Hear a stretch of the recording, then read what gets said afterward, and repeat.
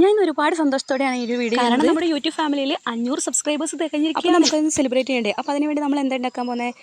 നമുക്കിന്നൊരു കേക്ക്. അതിനായിട്ട് ഞാനിവിടെ എടുത്തിരിക്കുന്നത് ഒരു ബ്രെഡും ഒരു ബോർബോണിൻ്റെ ബിസ്ക്കറ്റുമാണ്. അപ്പോൾ ആദ്യം തന്നെ ഒരു ജാർ എടുത്ത് അതിൻ്റെ അകത്തേക്ക് ബിസ്ക്കറ്റ് ഇട്ട് അത് നല്ലോണം ഒന്ന് പൊടിച്ചെടുക്കണം. അത് മുമ്പായിരുന്നു നമ്മളൊരു വീഡിയോ ഇട്ടിട്ടുണ്ടായിരുന്നത്, നമുക്ക് 100 സബ്സ്ക്രൈബേഴ്സ് ആയി എന്ന് പറഞ്ഞു. അന്നത്തെ വീഡിയോയിൽ ഞാൻ പറഞ്ഞിട്ടുണ്ടായിരുന്നു നമ്മുടെ ഓരോരോ സ്റ്റെപ്പ് നമ്മൾ ആഘോഷിച്ച് തന്നെ മുന്നോട്ടേക്ക് പോകും. പെട്ടെന്ന് നമ്മൾ അടുത്ത സ്റ്റെപ്പിലേക്ക് വെക്കുമെന്ന് വിചാരിച്ചിട്ടില്ല. അത് സാധിച്ചത് നിങ്ങളുടെ സപ്പോർട്ട് കൊണ്ടാണ്. ബിസ്ക്കറ്റ് ഇവിടെ നന്നായി പൊടിഞ്ഞ് വന്നിട്ടുണ്ട്.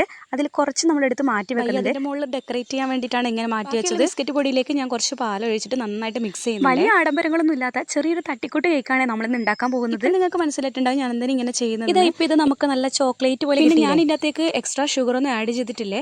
നമുക്ക് മധുരം വേണമെങ്കിൽ ഇതിൻ്റെ അകത്തേക്ക് ഷുഗർ ആഡ് ചെയ്യാം. ഇനി നമുക്ക് ഇതുപോലൊരു 4 ബ്രെഡ് എടുക്കാം. നമ്മൾ അതിൻ്റെ സൈഡൊന്നും ചെത്തി കൊടുക്കുന്നില്ല, അത് അതുപോലെ തന്നെ വെക്കുകയാണ് ചെയ്യുന്നത്. അതിൻ്റെ മുകളിലേക്ക് പാൽ ഒഴിച്ച് അതിൻ്റെ മുകളിലേക്ക് നമ്മൾ ഉണ്ടാക്കി വെച്ച ആ ഒരു ചോക്ലേറ്റ് ക്രീം ഒഴിച്ച് സെറ്റാക്കി എടുക്കുകയാണ് ചെയ്തത്. ചോക്ലേറ്റ് ചിപ്സിന് പകരമായിട്ട് ഞാൻ ആ ബോർബോണിൻ്റെ ബിസ്ക്കറ്റിൻ്റെ ഉള്ളിലുള്ള ആ ഒരു ക്രീം തന്നെയാണ്, ചോക്ലേറ്റ് തന്നെയാണ് എടുത്തിട്ട് അത് പൊട്ടിച്ച് അതിൻ്റെ മുകളിലേക്ക് ഇട്ട് കൊടുത്തത്. സെയിം പ്രോസസ്സ് നമുക്ക് 4 ബ്രെഡിൻ്റെ മുകളിലും ചെയ്യണം.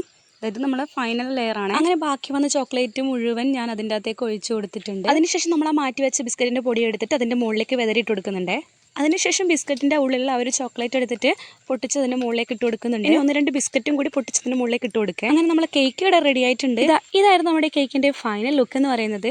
കാണാനൊക്കെ എനിക്ക് ഇഷ്ടപ്പെട്ടിട്ടുണ്ടായിരുന്നു. ഇനി കഴിച്ചു നോക്കണം ഇതെങ്ങനെയുണ്ടെന്ന് അറിയാൻ വേണ്ടി. നോർമൽ കേക്കിൻ്റെ അത്ര ടേസ്റ്റ് അതിൽ 7 അയലത്ത് കൂടെ പോവില്ല എന്നറിയാം, എങ്കിലും കുഴപ്പമില്ല, നമുക്ക് തൽക്കാലത്തേക്ക് അഡ്ജസ്റ്റ് ചെയ്യാൻ ഇതൊക്കെ മതി. പറയാലോ, ഞാൻ വിചാരിച്ചത്ര ടേസ്റ്റിന് കുറവൊന്നും ഉണ്ടായിരുന്നില്ല. അത്യാവശ്യം നല്ല ടേസ്റ്റ് ഉണ്ടായിരുന്നു സാധനം കഴിക്കാൻ വേണ്ടി. ഇതിങ്ങനെ മുറിച്ചപ്പോഴാണ് ഒരു കേക്കിൻ്റെ ഒക്കെ ഒരു ലുക്ക് വന്നത്. ഞാൻ തന്നെ ഉണ്ടാക്കി ഞാൻ തന്നെ കഴിച്ച അഭിപ്രായം പറയുന്നതിൽ വലിയ കാര്യം. ഞാനുള്ളത് എൻ്റെ വെല്ലുമ്മേൻ്റെ വീട്ടിലാണ്. അപ്പോൾ ഈ കേക്ക് വെല്ലുമൊക്കെ കൊടുത്തിട്ട് എങ്ങനെയുണ്ടെന്ന് ചോദിക്കും. വെല്ലുമ്മ ഇത് കഴിക്കുന്നതിന് മുന്നേ തന്നെ സൂപ്പറാന്നെല്ലാം പറയുന്നുണ്ടായിരുന്നു. സ്നേഹം കൊണ്ട് ആൾക്ക് ജലദോഷം പനിയൊക്കെ വന്ന് ഡാർക്ക് അടിച്ച് ഒരു എക്സ്പ്രഷൻ കണ്ടിട്ട് ഞാൻ പറഞ്ഞു ചെയ്യിപ്പിച്ചതാണെന്ന് തോന്നുന്നുണ്ടെങ്കിൽ അതുവരെ സാങ്കല്പികം മാത്രമാണ്. ഇന്നത്തെ വീഡിയോ ഇത്രയുള്ള വീഡിയോ ഇഷ്ടപ്പെട്ട ലൈക്ക് ചെയ്യുക, കമൻറ്റ് ചെയ്യുക, ഒപ്പം സബ്സ്ക്രൈബ് കൂടി ചെയ്യുക. നിങ്ങളുടെ സപ്പോർട്ട് ഉണ്ടാകുന്ന പ്രതീക്ഷിക്കുന്നു. ബൈ.